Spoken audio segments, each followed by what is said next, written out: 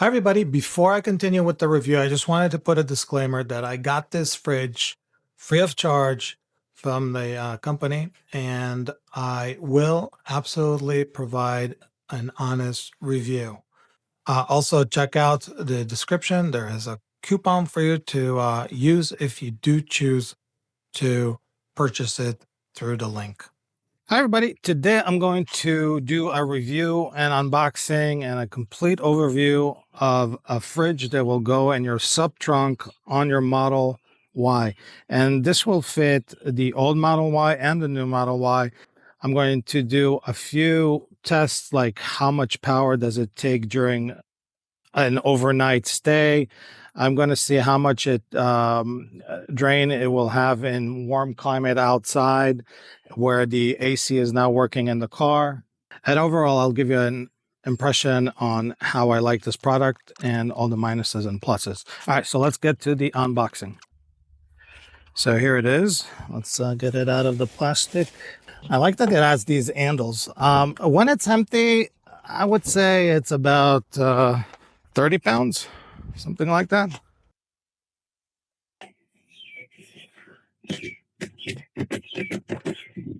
This is how the bottom looks like.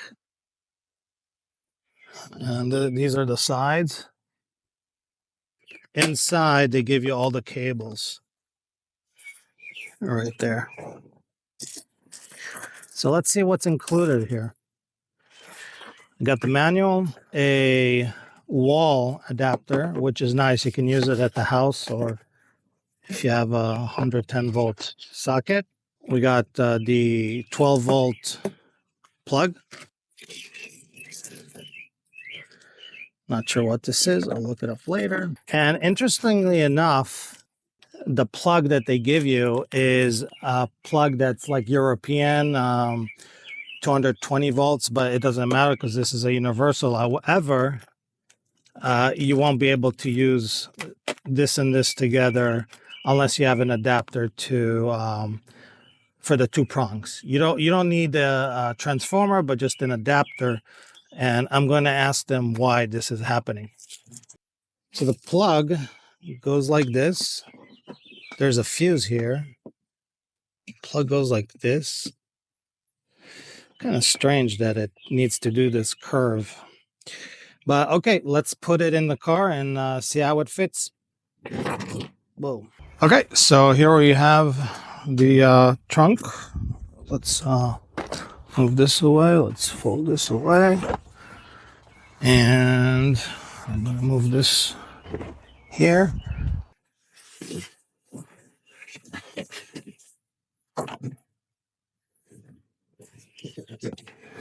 The fit is like tight. This is not going like even side to side a little. Now let's see the cover, if it fits over the cover. And yeah, now it fits perfectly flush. So the little cover that I had on the bottom was preventing it from going all the way down. All right, so let me plug it.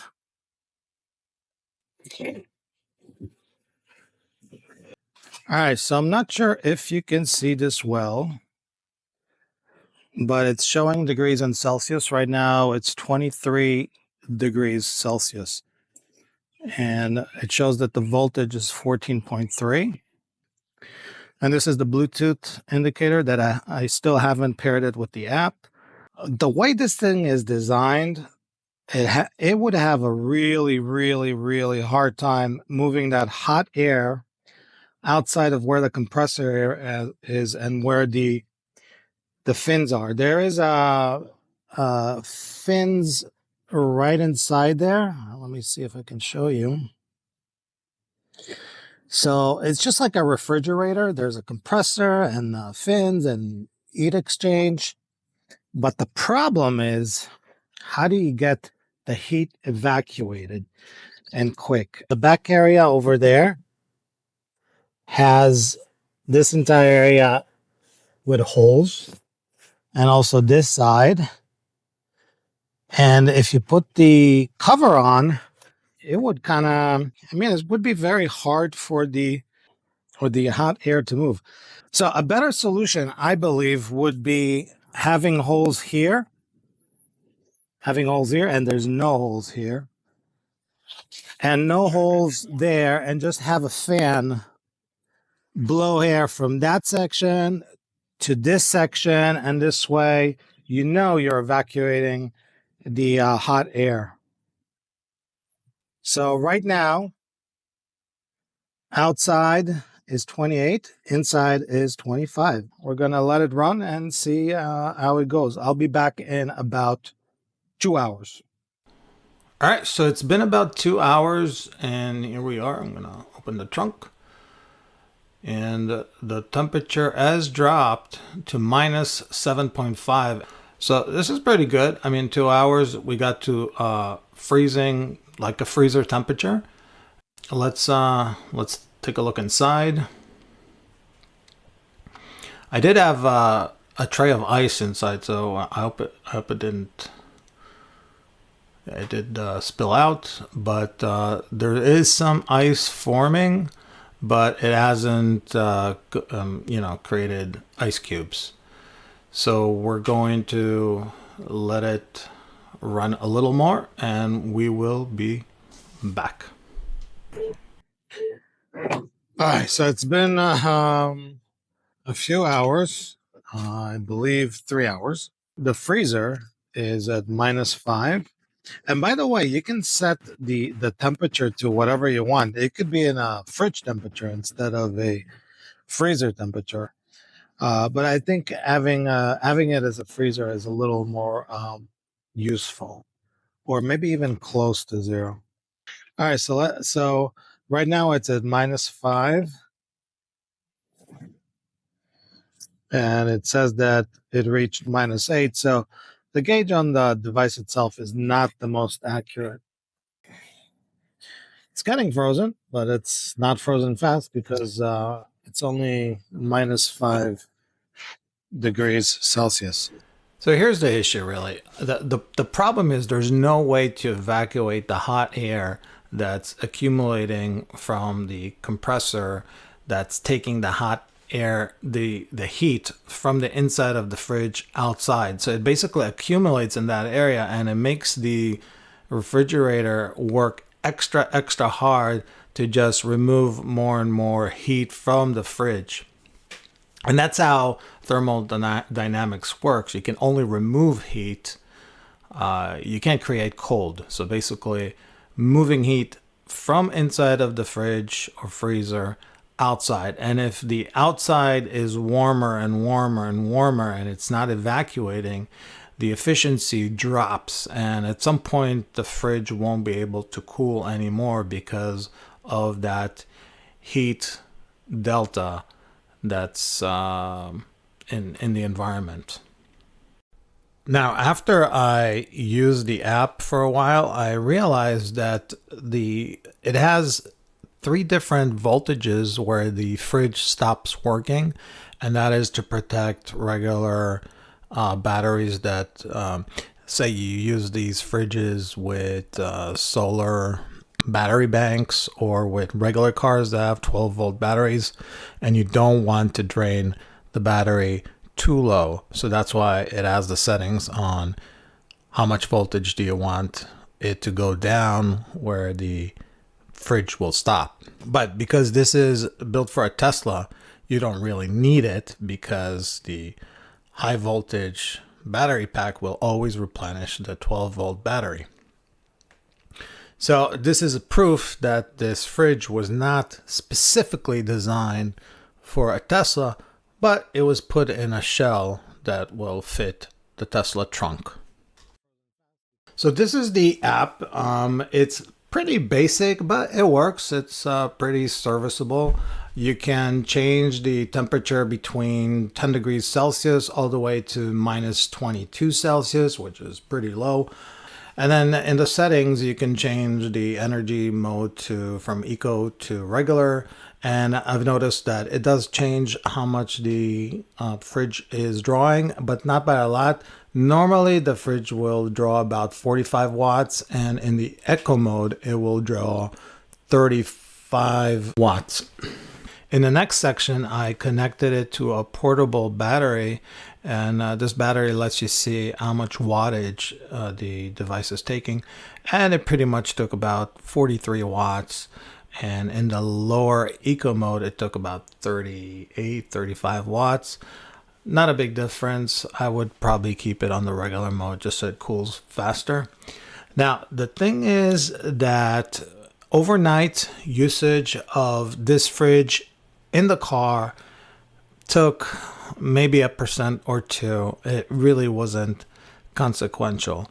What would really drain your battery during an overnight stay would be running the air conditioner for the car itself and Sentry mode if you leave Sentry mode on. But I believe that Sentry mode is not running while in camp mode. I don't think it is a big consumption on such a big battery in the car.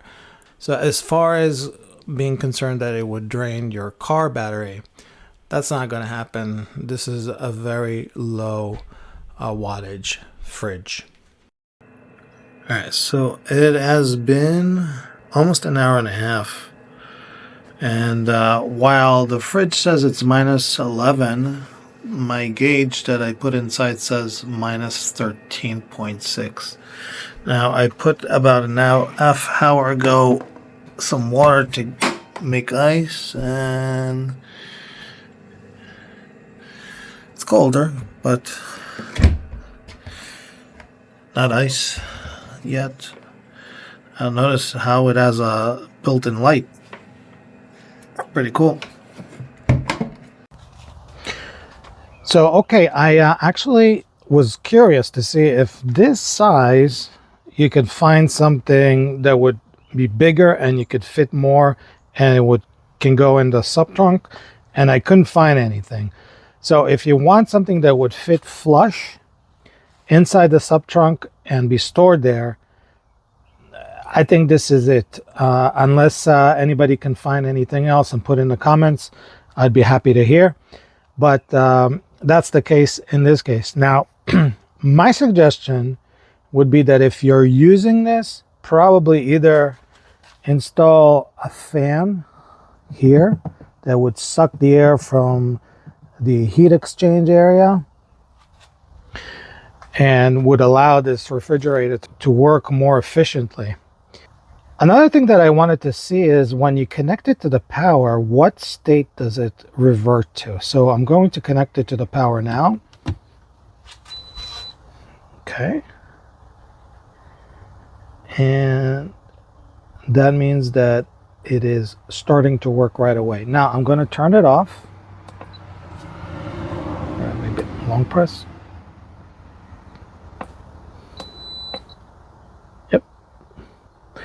Turn it off. I'm going to disconnect the power.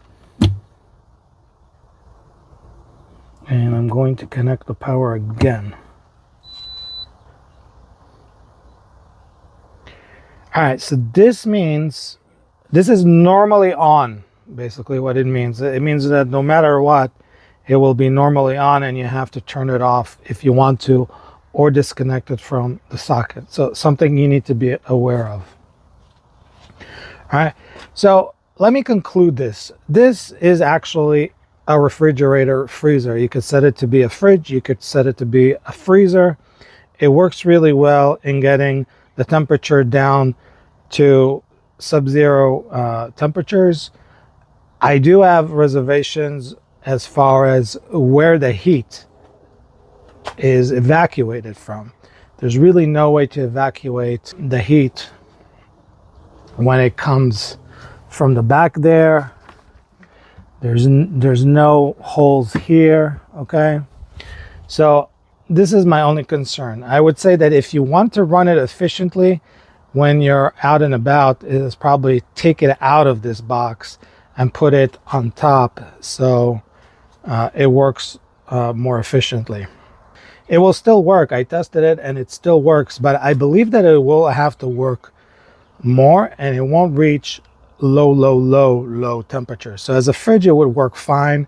As a deep freezer, not so sure, unless you put it outside and the delta between the outside temperature and the inside temperature is not that extreme. So my conclusion, am I going to recommend buying this? Honestly, I'm not sure. Is it worth $300? Probably, because equivalent other refrigerators are at about that price. Is it worth more than that? I don't think so.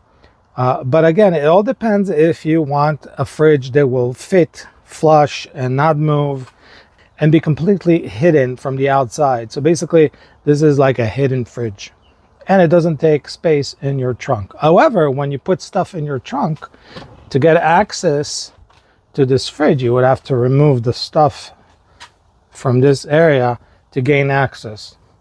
So it's a trade-off. It would be interesting if they offered one for the frunk. However, the frunk normally doesn't have a 12-volt socket unless you install it yourself. So I guess that's the reason why they don't come up with a fridge for the front.